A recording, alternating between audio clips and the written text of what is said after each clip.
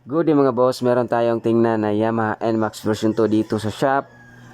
Walang code at nagbi-blink yung kanyang key lights indicator sa remote. Upon checking sa mga wirings, wala naman daw problema. Goods lahat. At gusto lang nila ma-double check ang kanyang remote. Kung sakaling sira, magpa-activate sila ng bagong remote. Alright, so ito yung NMAX version 2. Walang code, nagbi-blink ang key lights indicator sa remote, which is not normal. Upon checking, positive nga na nagbi-blink yung key lights indicator sa remote ni boss. Alright, so ang gagawin natin ngayon, hindi na natin gagalawin yung remote. Alam naman natin na merong problema.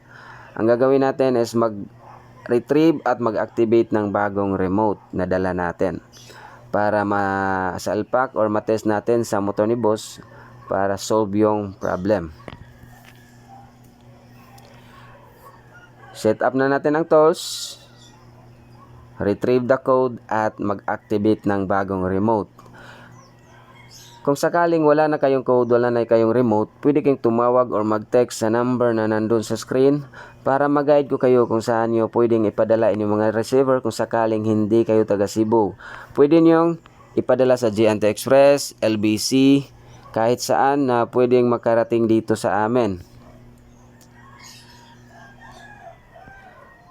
Alright, so hintayin lang natin ma-input lahat ng code para ma-activate natin ang bagong remote.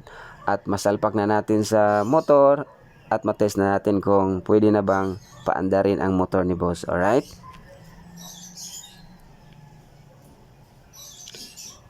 Okay, moment of truth. Ayan, napauna natin ang panel, walang check engine.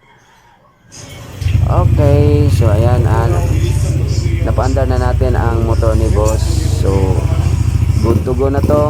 Ang problema lang is remote. Ayan. So sa mga tao dyan na nawala ng code, nawala ng remote, huwag kayong mahiyang magtanong kung magkano yung package natin. Merong number na nandun sa screen at Facebook page.